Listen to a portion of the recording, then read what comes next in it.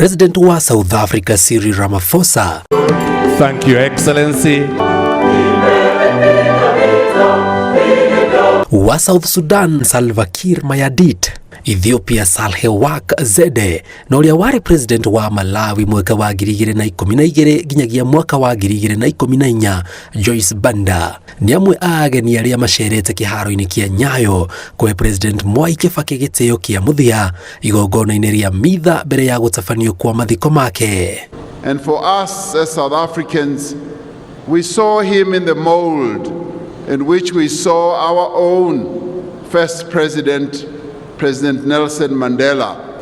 During his tenure, our two countries signed the Special Status Agreement, laying the foundation for the Lamu Port South Sudan-Ethiopia Corridor project, known as LAPSET, as well as the Moyale One-Stop Border Post. On behalf of my president, President Salva Kiir Mayardit, allow me to recognize he ensured that the peace process that led to the signing of the Comprehensive Peace Agreement in 2005, it is through the right of self-determination that today you see our first president of the independent Free Republic of South Sudan.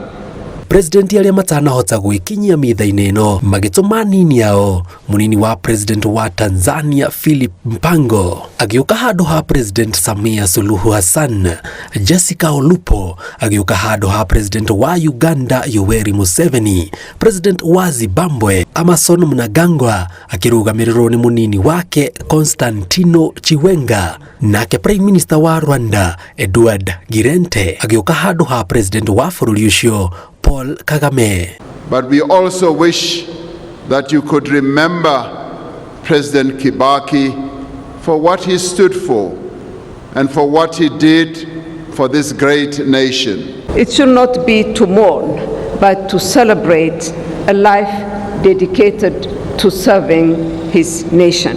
Maugete to bururi wa Kenya uritwo ni mutongoria wa bata gitaro kia Africa nakio nigithingithitio ni gikuo gia Kibaki.